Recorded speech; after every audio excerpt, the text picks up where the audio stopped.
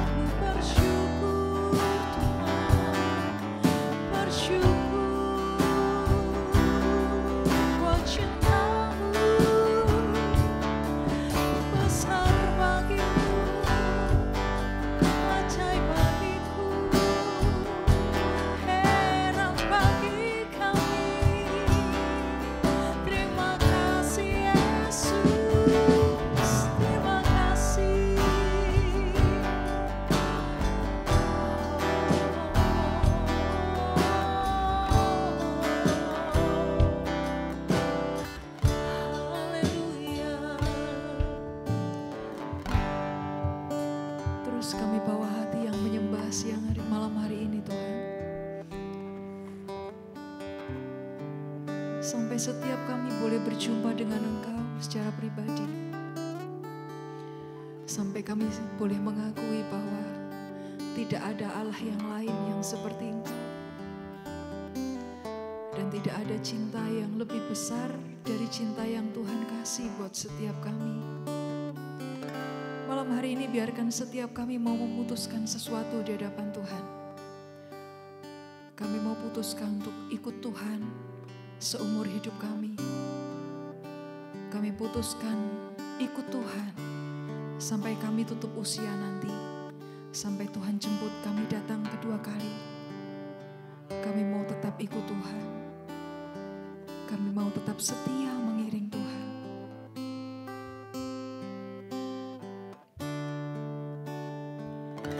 Mengikut Yesus keputusanku, mengikut Yesus keputusanku, mengikut Yesus keputusanku, ku tak ingkar, ku tak ingkar. Mengikut Yesus keputusanku, mengikut Yesus keputusanku, mengikut Yesus keputusanku, ku tak ingkar, ku tak ingkar. Satu kali lagi boleh bersama-sama sambil mengangkat tangan di hadapan Tuhan. Mengikut Yesus keputusanku, mengikut Yesus keputusanku, mengikut Yesus keputusanku, ku tak ingkar, ku tak ingkar, ku tak ingkar, ku tak ingkar.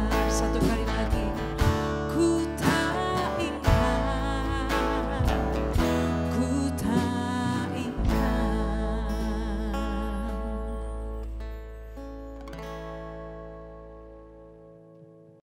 Mari kita berdoa. Allah Bapa kami yang kami sembah di dalam nama Tuhan Yesus Kristus. Kami mengucap syukur berterima kasih Tuhan buat kesempatan malam hari ini kami bisa melaksanakan ibadah pamil altar. Sertai kami Tuhan dalam ibadah ini dengan kuasa Roh Kudus-Mu sehingga apa yang kami lakukan hari ini menyenangkan hati Tuhan. Di dalam nama Tuhan Yesus Kristus kami berdoa, kami mengucap syukur. Haleluya. Amin. Salam saudara-saudaraku yang dikasihi oleh Tuhan. Puji Tuhan, kalau malam hari ini kembali kita bisa melaksanakan ibadah Lamongan Blessing, kita percaya semuanya ini karena kasih anugerah Tuhan dalam kehidupan kita berjemaat dan bergereja. Saudaraku yang dikasihi oleh Tuhan Yesus, saya tertarik dengan sebuah lagu lama yang diberi judul Panggung Sandiwara. Dalam lagu itu mengisahkan tentang kehidupan manusia yang dalam hidupnya melakukan sandiwara atau lebih baik saya katakan kemunafikan daripada kehidupannya yang asli. Jadi namanya sandiwara berarti apa yang dilakukan, apa yang dikerjakannya tidak sama dengan kehidupannya yang asli. Saudaraku, dari lagu ini saya terinspirasi juga untuk membawa renungan malam hari ini yang saya berjudul Panggung Sandiwara atau Kemunafikan. Kenapa saya tertarik dengan hal ini? Karena ternyata setelah saya membaca dan merenungkan kebenaran firman Tuhan, Tuhan Yesus sendiri banyak menegur orang-orang yang termasuk dalam golongan munafik ini. Terutama dari golongan ahli Taurat dan ahli Farisi. Tetapi malam hari ini saya akan bawa lagi kita dengan salah satu pengalaman daripada Raja Salomo tentang kemunafikan yang dia sendiri lakukan, dia sendiri perbuat sehingga dia menuliskannya di dalam salah satu kumpulan dari Amsal-Amsal Salomo yang dikumpulkan oleh pegawai-pegawai Hizkia di Amsal 27 ayat yang kelima. Amsal 27 ayat yang kelima berkata demikian. Lebih baik teguran yang nyata-nyata daripada kasih yang sempurna. Lebih baik teguran yang nyata-nyata daripada kasih yang tersembunyi. Apa artinya kalimat ini saudaraku? Bahwa saya percaya ketika Salomo menuliskan ini, dia sadar sesungguhnya bahwa ketika dia menyatakan seperti ini, dia sadar bahwa dia ternyata juga sudah melakukan suatu perbuatan yang seperti apa yang dituliskannya. Kita tahu bahwa Raja Salomo adalah salah satu raja yang dikatakan Alkitab tidak ada hikmatnya seperti Raja Salomo, baik sebelum dan sesudah Raja Salomo pun hingga saat ini tidak ada. Bahkan Raja Salomo juga adalah salah satu raja yang terkaya di dunia. Tidak ada lagi raja yang paling kaya atau terkaya dibandingkan Salomo, baik sebelum maupun sesudah Salomo. Ini firman Tuhan. Tetapi ketika dia menulis Amsal ini, dia sadar bahwa ternyata apa yang dia dapatkan daripada Tuhan itu, ini dia melakukan sesuatu hal yang seperti saya katakan tadi, kemunafikan. Tuhan sudah memberikan hikmat yang sedemikian, kekayaannya sedemikian, tetapi di akhir menjelang akhir hidupnya ternyata dia melakukan sesuatu hal yang boleh saya katakan jauh daripada kasih karunia Allah. Malahan kalau menurut saya Salomo mempermalukan dirinya dan mempermalukan Tuhan yang sudah memberikan kepadanya hikmat dan kekayaan yang begitu berlimpah. Jadi dari hal ini saya ingin kita juga belajar daripada Salomo ini, Raja Salomo yang menyadari bahwa sebagai manusia dia punya keterbatasan dan kekurangan. Karena itu malam hari ini kita akan belajar daripada Amsal 27 ayat 5 ini. Sekali lagi saya katakan lebih baik teguran yang nyata-nyata daripada kasih yang tersembunyi. Ini artinya bahwa Salomo memang adalah raja yang penuh hikmat dan kekayaan yang melimpah. Tetapi ternyata dia juga sudah melakukan sesuatu perbuatan yang tidak baik, bahkan perbuatan yang memilukan hati Tuhan. Jadi ada hal-hal dalam diri Salomo yang ternyata juga melakukan kemunafikan. Supaya hal ini tidak terjadi dalam diri kita, mari kita berkaca pada diri kita masing-masing. Melihat posisi kita, apakah kita sebagai hamba Tuhan bisa berbicara tentang pendeta, penginjil, dan mungkin gembala di gereja, atau para pekerja, atau pelayan Tuhan. Apakah dalam diri kita ada kemunafikan yang tahu diri kita sendiri, dan terutama pasti Tuhan tahu apakah yang kita lakukan adalah hal kemunafikan atau memang kita melakukan kebenaran firman Tuhan. Jadi di Matius 5 ayat 37 berkata demikian. Matius 5 ayat 37 berkata demikian. Jika ya, hendaklah kamu katakan ya. Jika tidak, hendaklah kamu katakan tidak. Apa yang lebih daripada itu berasal dari si jahat. Ini berbicara tentang kejujuran dan sikap kita yang harus sesuai sama persis dengan perintah Tuhan. Jadi ada ayat mengatakan bahwa kita hendaklah sempurna sama seperti Bapa kita yang di surga adalah sempurna. Kalau kita tidak melakukan hal yang seperti ukuran Tuhan, kita juga masih bisa masuk dalam kriteria orang-orang yang munafik, saudaraku. Sekali lagi saya bilang bahwa kita bisa sebagai hamba Tuhan, kita bisa sebagai pelayan Tuhan, tetapi kita juga harus waspada. Ternyata secara sadar kita juga bisa sebagai orang munafik. Seperti Yohanes Yesus langsung menegur para ahli Taurat dan orang Farisi dengan beberapa kali, mungkin lebih dari 4 kali Tuhan Yesus berkata kepada ahli Taurat dan orang munafik, celakalah kamu hai orang-orang munafik, hai ahli Taurat dan orang Farisi dan pemimpin-pemimpin dan seterusnya. Tuhan Yesus dengan berani dan tidak tedeng-aling-aling mengatakan seperti di Amsal ini bata, lebih baik teguran yang nyata-nyata daripada kasih yang tersembunyi. Tuhan Yesus langsung tanpa ragu berkata kepada ahli Taurat dan orang Farisi. Makanya ayat ini saya bawa supaya kita berkaca daripada Amsal ini, bahwa apakah kita kalau sudah melakukan seperti para ahli Taurat dan orang Farisi munafik, mari kita perlu bertobat, saudaraku.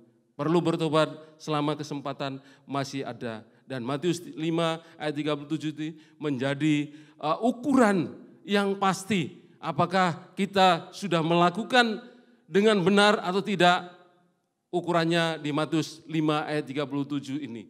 Jika ya, hendaklah kamu katakan ya. Jika tidak, hendaklah kamu katakan tidak. Apa yang lebih daripada itu berasal dari jahat. Jadi ukuran kebenaran kita melakukan firman Tuhan di Matius 5 ayat 37. Tidak ada yang lain. Karena kalau kita pakai ukuran kita sebagai manusia atau sebagai hamba Tuhan, terkadang kita bisa keliru. Seperti saya katakan tadi, Raja Salomo yang demikian berhikmat, ternyata dia di akhir hidupnya melenceng jauh daripada firman Tuhan. Dan untuk itu saya juga mengingatkan diri saya supaya saya tidak menjadi orang-orang yang termasuk orang munafik. Ciri atau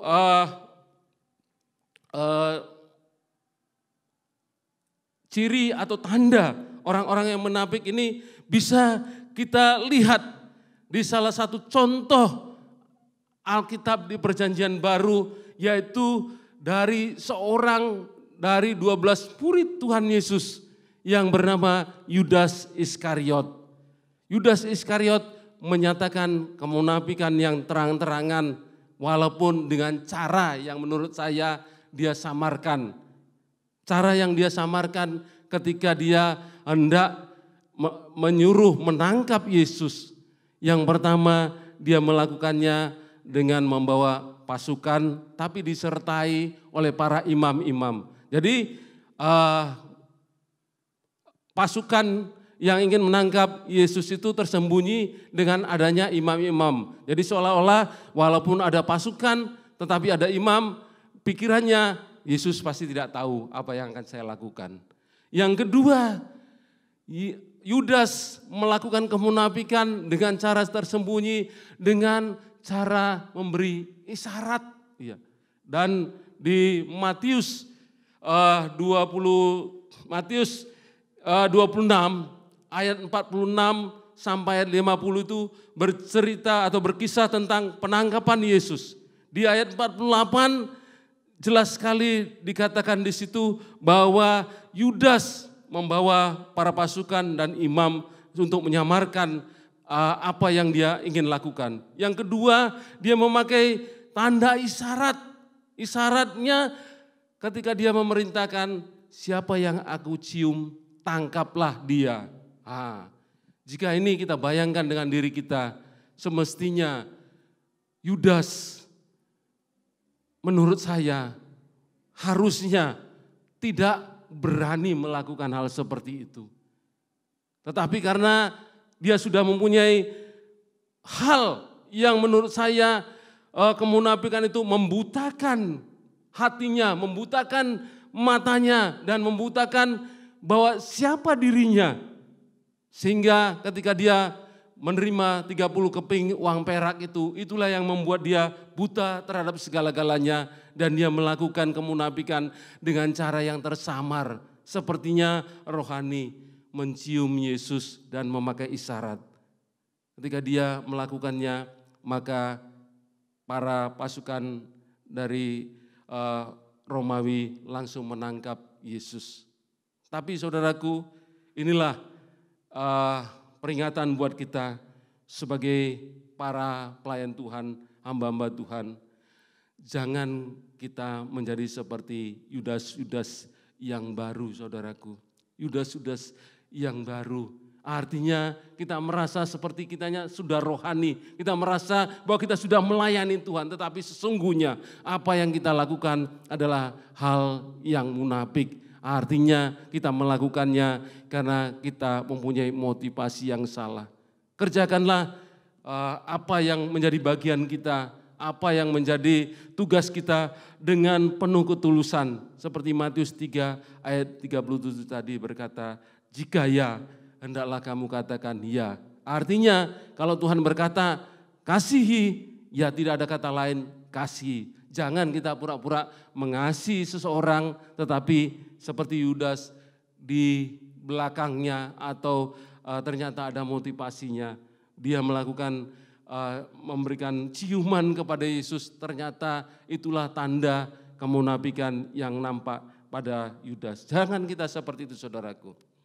Dan hal yang selanjutnya yang ingin saya tekankan kepada kita dari Amsal 27 ayat 5 ini, bahwa selain Raja Salomo memberikan pernyataan yang jujur, memberikan pernyataan yang tulus dan mengakui kesalahannya, dia juga mengingatkan kita dari ayat ini supaya kita tidak melakukan hal-hal yang demikian, hal-hal yang bersifat kemunafikan. Ada beberapa hal yang saya dapatkan supaya kita bisa terhindar dari kemunafikan-kemunafikan yang terjadi dalam kehidupan ini. Yang pertama, supaya kita bisa terhindar dari orang munafik. Pertama, kita melakukan seperti apa yang Tuhan mau, bukan apa yang kita mau. Di Kolose 3 ayat 23 ada ayatnya berkata demikian. Kolose 3 ayat 23. Apapun juga yang kamu perbuat, perbuatlah dengan segenap hatimu seperti untuk Tuhan dan bukan untuk manusia. Saya sudah sempat tadi menyinggung mungkin posisi kita sebagai pendeta, mungkin posisi kita sebagai evangelis, penginjil, atau sebagai pekerja Tuhan.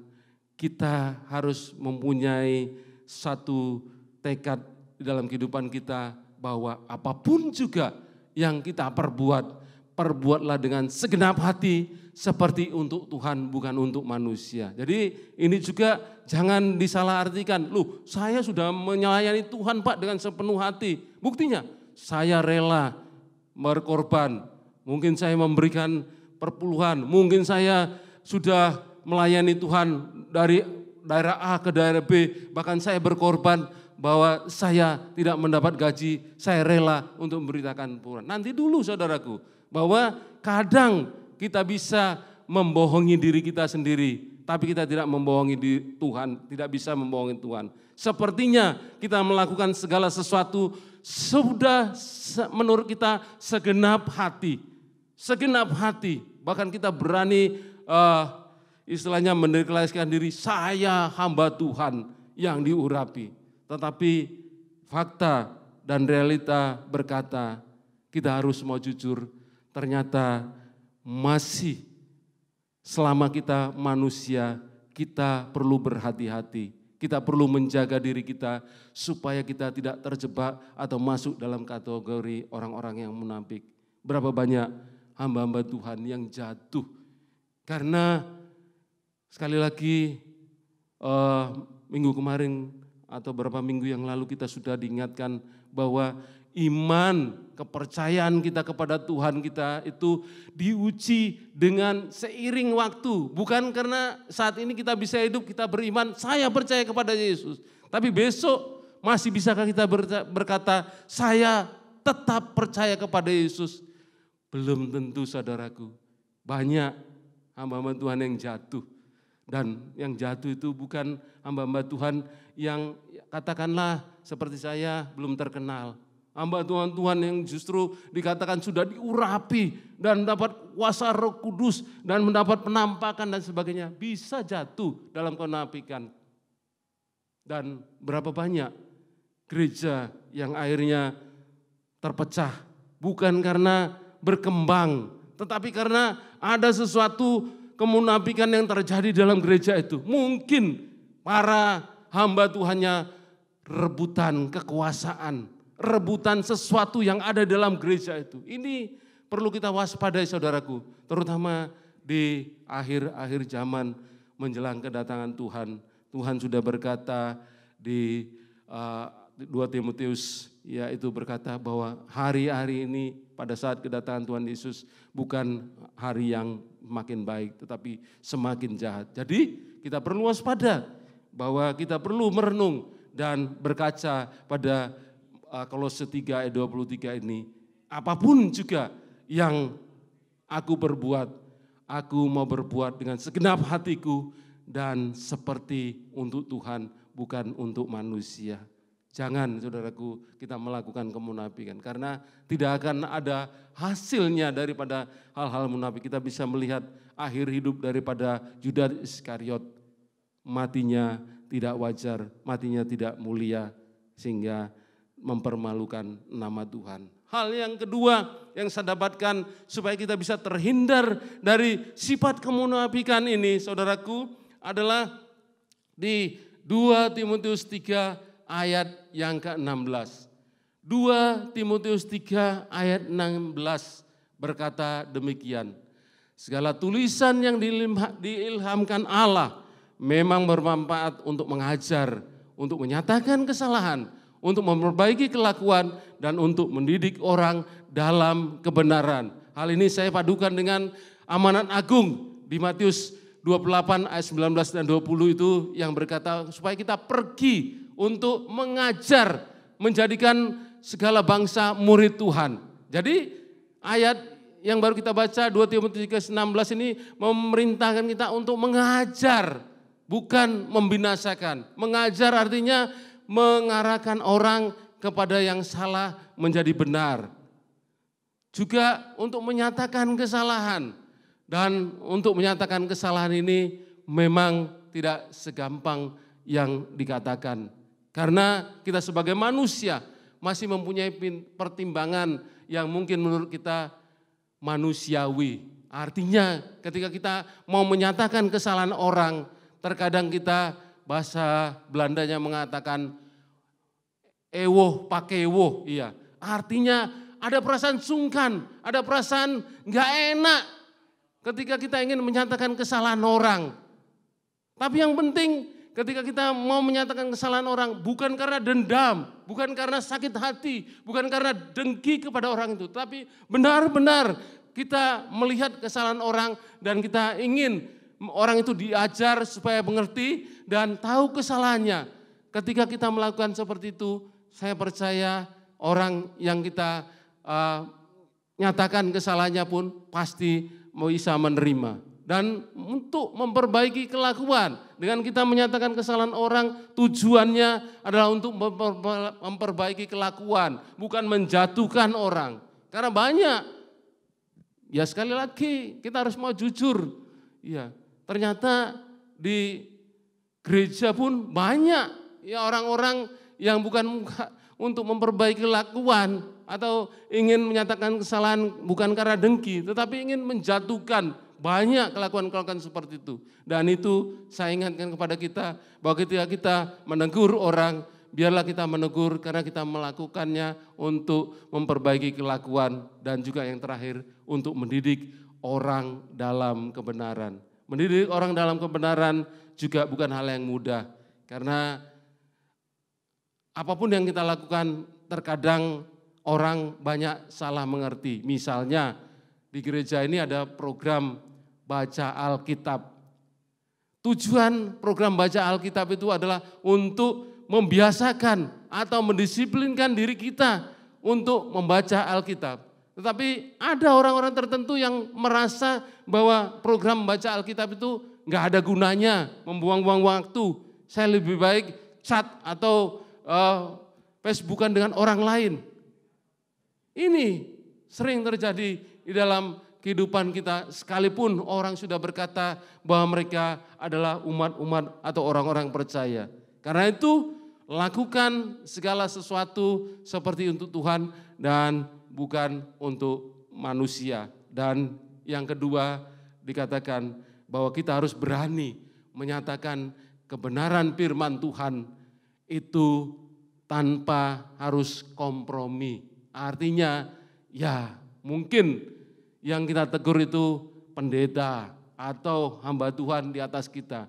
Kalau kita memang tergerak dan diperintahkan Tuhan untuk menasihati, mari kita nggak usah takut menasihati. Yang penting cara kita untuk menasihati, menegur itu masih ya boleh dikatakan kalau manusiawi, artinya ya dengan cara sopan, dengan cara yang hormat, dengan cara yang elegan. Sehingga ketika kita menegur, mungkin itu gembala kita, mungkin itu hamba Tuhan yang senior dan kita tahu dia penuh urapan. Kita tidak melakukan peneguran karena kita dengki atau iri dengan beliaunya, tetapi karena kita menegur supaya tahu kesalahannya. Ini dua hal yang saya dapat dari kebenaran firman Tuhan yang datang malam hari ini untuk kita. Supaya kita bisa terhindar dari kemunafikan. Yang pertama tadi kita harus melakukan segala sesuatu seperti untuk Tuhan, bukan untuk manusia.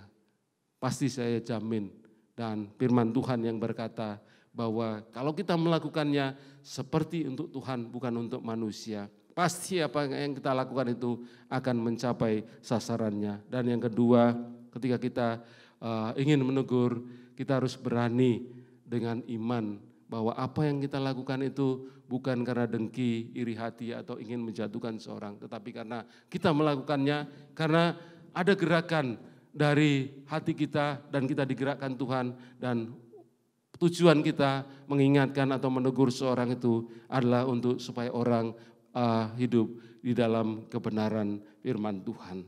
Saudaraku yang dikasihi oleh Tuhan Yesus Kristus, dari apa yang sudah saya sampaikan ini, mari kita merenung sekali lagi, melihat diri kita.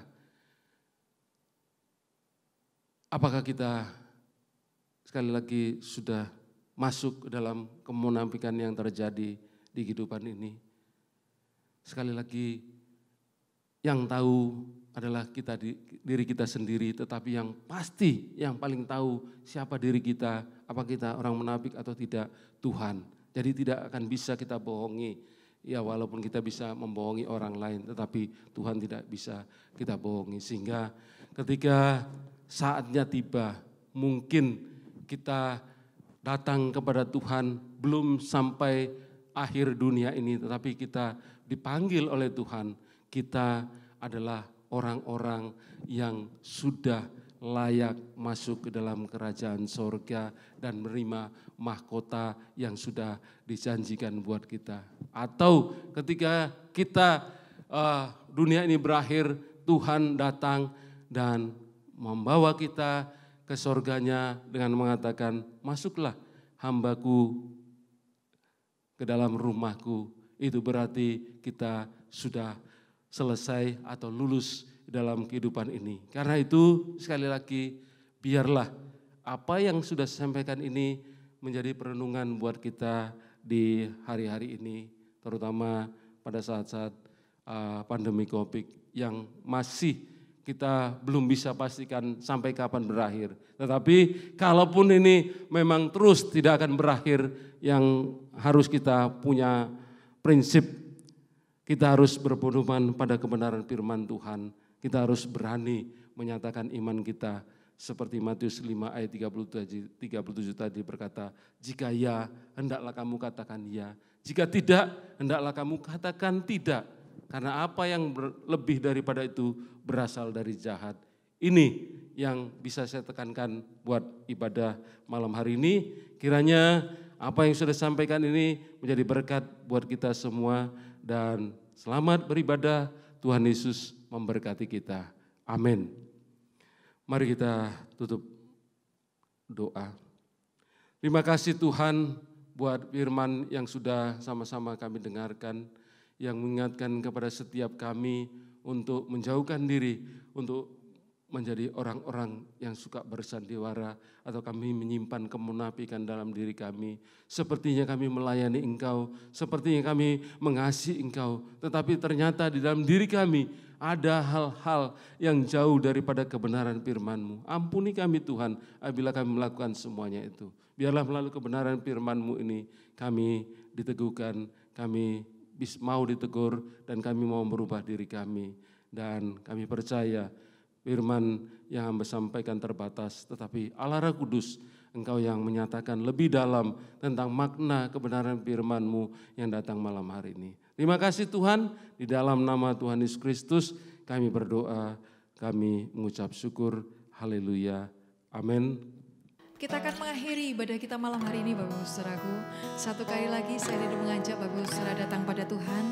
Buat satu komitmen yang sungguh-sungguh di hadapan Tuhan. Setiap pribadi boleh berkata, aku mau ikut Tuhan sampai aku selesai nanti.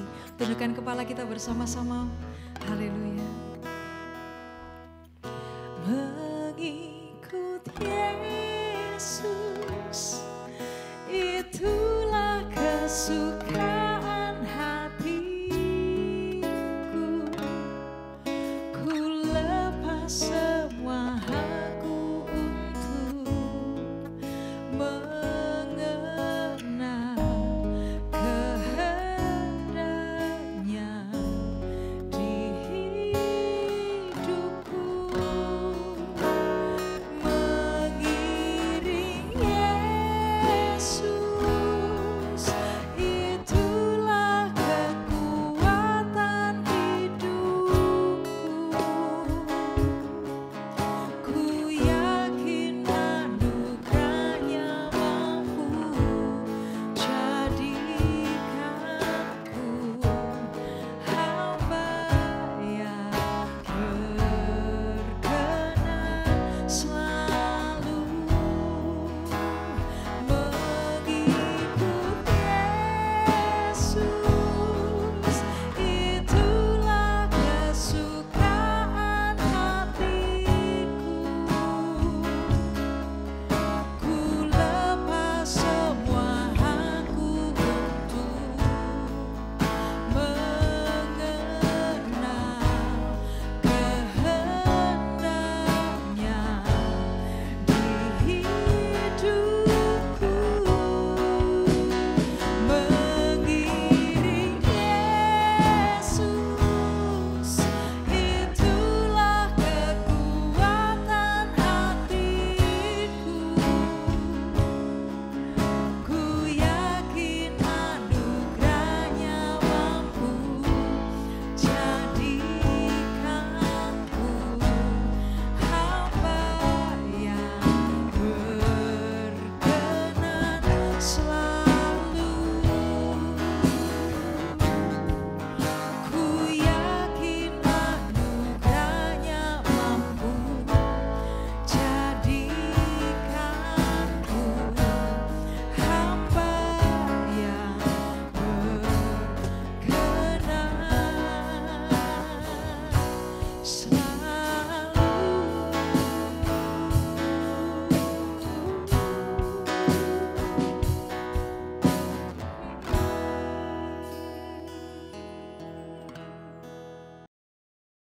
Mari kita penutup ibadah ini, kita terima berkat daripada Tuhan.